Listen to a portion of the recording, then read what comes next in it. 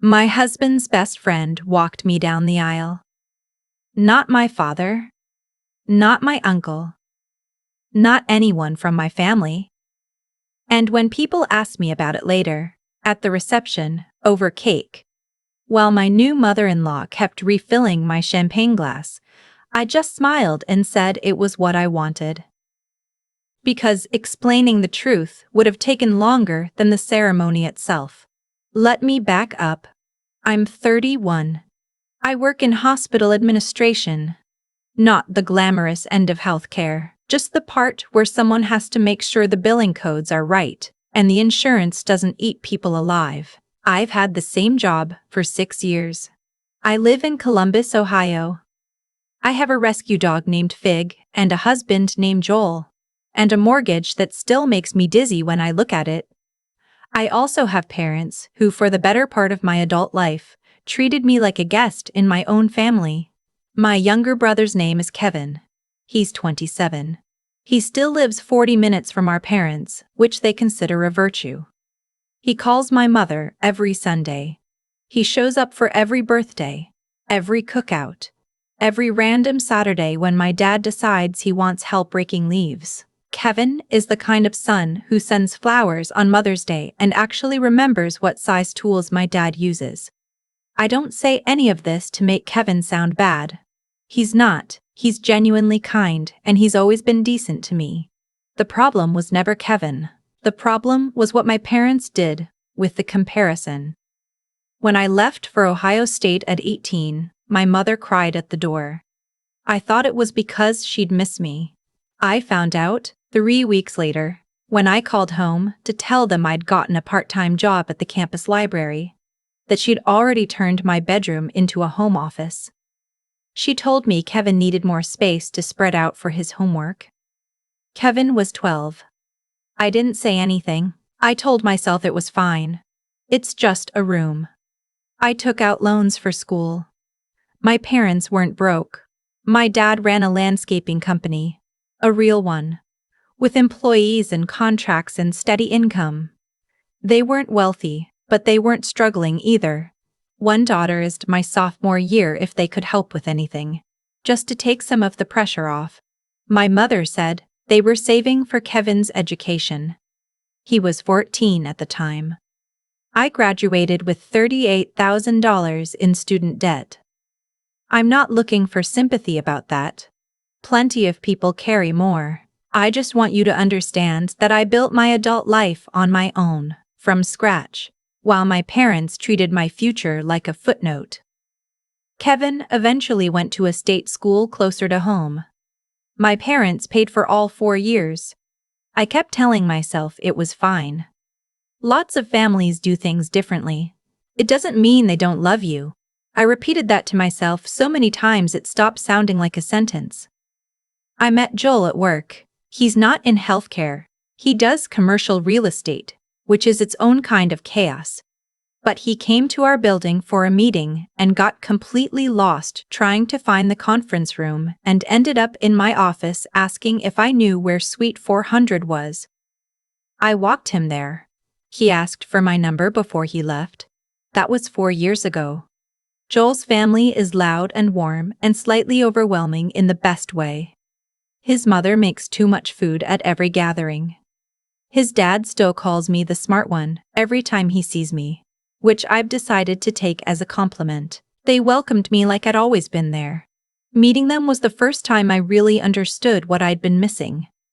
Not because they were perfect. They argue, they have their stuff, all families do. But because when I walked in the door, people were actually glad to see me. Specifically me. Not just the version of me that was useful or convenient.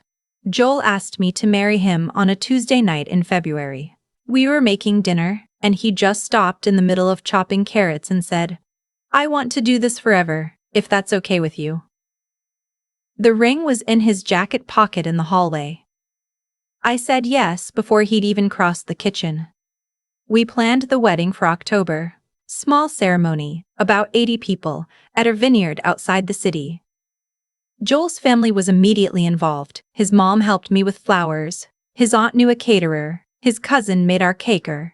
His cousin made our cake. My side of the guest list was mostly my friends from work and a few people I'd stayed close with from college. My parents and Kevin and his girlfriend were invited, obviously. It was about a 2-hour drive from their house to the venue. Not nothing, but not unreasonable. People were coming from out of state. Joel's college roommate flew in from Seattle. I called my mother in August to go over details.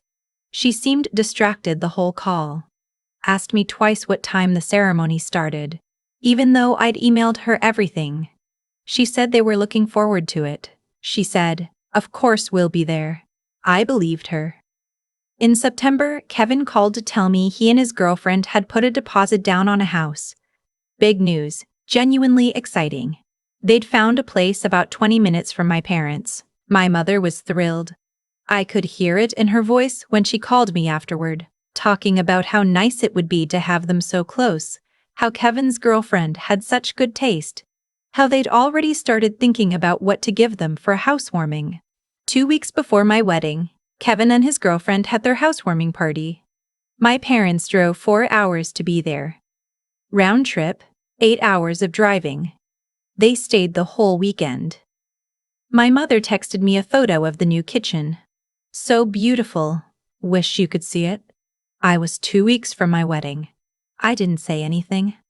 I filed it away in the same place I'd been filing things my whole life, and I focused on my seating chart. The week of the wedding, I hadn't heard from my parents about logistics. No, what time should we leave? No, where's the best place to park? Nothing. I texted my mother on Wednesday to check in. She said they were figuring it out. On Friday, the day before the ceremony, my father called me. I was at the venue for a final walkthrough. I stepped outside to take it. He said, "Hey, sweetheart, we need to talk about tomorrow." I already knew. Something in his voice. The way he said sweetheart first, like a cushion. He said my mother wasn't feeling well. He said the drive felt like a lot. He said they were sorry. They really were. But they didn't think they could make it. He said they'd celebrate with us when we came to visit. I stood outside that vineyard in the cold, and I did not cry. I said, "Okay, Dad." I said it quietly and without anger, and then I went back inside and told Joel. Joel wanted to call them. I said no. There was nothing to say that would change anything, and I didn't want to spend the night before my wedding in that particular grief. I asked Joel's best friend, a man named Aaron who'd known Joel since 7th grade and who had met me approximately 40 times at that point, if he would walk me down the aisle. He said yes without hesitating. He showed up the next morning with a boutonniere that matched the groomsmen. The ceremony was beautiful. The vineyard was golden in October light. Joel cried when he saw me, which made me cry, which made his mother cry, which started a chain reaction in the first 3 rows. There were 2 empty seats in the row I'd saved for family. Everyone saw them. No one said anything to me directly, but I saw people notice. I saw the moment of quiet calculation. Where are her parents? And then the careful pivot away from the question. My maid of honor, who has known me for 11 years, squeezed my hand before I walked out. She didn't say anything. She didn't need to. We had a wonderful reception. We danced until the venue staff started giving us looks. I ate an entire slice of cake standing up in the kitchen with Joel's aunt at midnight. It was one of the best nights of my life. But underneath all of it, quiet and persistent, was this. They drove 8 hours for a housewarming party. They couldn't drive 2 hours for my wedding. In the weeks after, my parents didn't call. No card arrived. My mother texted me the day after to say she hoped it was lovely. That was the whole message. One word. Lovely. I didn't respond right away. I needed some distance before I could be civil. About 3 weeks after the wedding, I got a letter in the mail, not from my parents, from an attorney's office in Indiana. I almost threw it away, thought it was junk. But it had a case number on it, so I opened it. It was about my grandmother's estate. My grandmother on my father's side. She passed away 4 years ago when I was 27. She and I were close. She was the person in my family who showed up. She came to my college graduation. She sent me money every birthday, not much, but the gesture mattered. She called me on random weeknights just to hear how I was doing. When she passed, there was a small estate, nothing dramatic. Her house, some savings, some personal property. I knew there was a will. I was told vaguely that things had been divided between my father and his brother. I didn't ask questions. I was grieving, and I trusted that whatever she'd wanted had been handled. The letter told me otherwise. My grandmother had set up a small trust. In it, she had left me $27,000. Not a fortune, but $27,000 is not nothing, especially when you're a 27-year-old with student debt. The trust had been administered by my father and his brother jointly. The letter was from the attorney who'd handled the estate, reaching out because there had been a change in the trustee situation. My father's brother had recently moved abroad and was formally withdrawing. And as the beneficiary, I was now being notified directly of the account's status. The account still had money in it. It had been sitting, untouched, for 4 years. I read the letter 3 times. I called the attorney's office the next morning. A paralegal walked me through it. My grandmother had been explicit. The trust was for me, to be distributed when I turned 25 or upon my request, whichever came later. I was 27 when she died. I had already passed the threshold. The money should have been given to me at any point in the last 4 years. It hadn't been. No one had told me it existed. I asked if there was any legal reason it had been held. There wasn't. I sat with that for a day. Then I called an attorney of my own. The process took about 6 weeks. I don't want to make it sound more dramatic than it was. It wasn't a courtroom battle. It wasn't explosive. It was paperwork mostly. My attorney sent a formal request for distribution. My father called me twice during that period. First to tell me it wasn't what I thought. Second to tell me that the money had been set aside for something. That they'd been planning to tell me, that there was context I didn't understand. I asked him, calmly, what the context was. He didn't have an answer.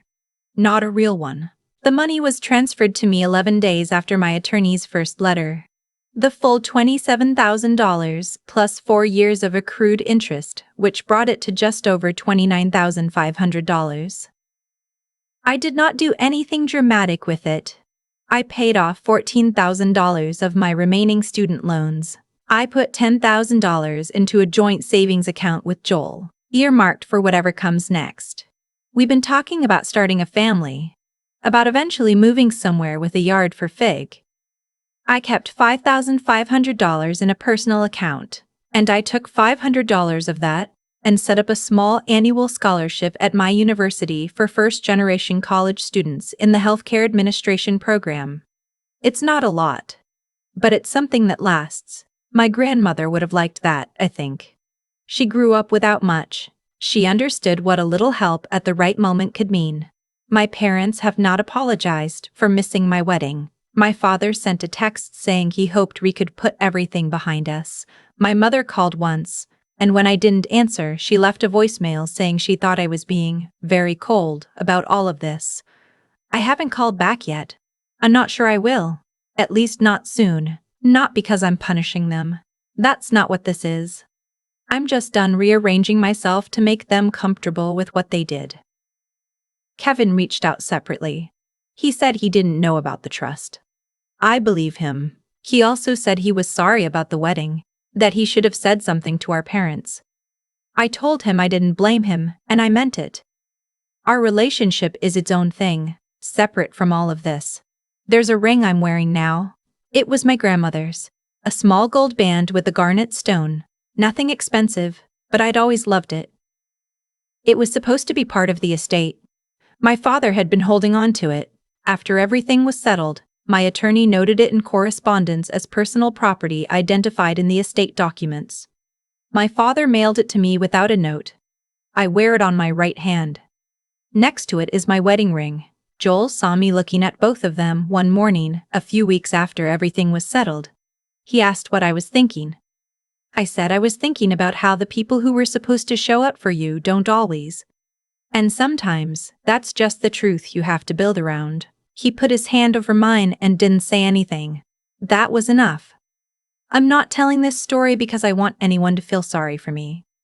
My life is genuinely good. I have a partner who chooses me every day. I have a job that matters. I have a dog who loses his mind every time I come home, even if I've only been gone 20 minutes. What I want, if I want anything, is for someone who's been in a similar position to hear this and know that you don't have to keep filing things away forever. That grief and injustice don't expire just because you've been polite about them for years. That it's okay to stop. And that sometimes your grandmother, quiet and steady, and gone too soon, leaves you something that changes things. Not all at once, but enough. I've thought a lot about cause and effect since all of this happened. Not in a dramatic way. Not like I'm sitting somewhere keeping score.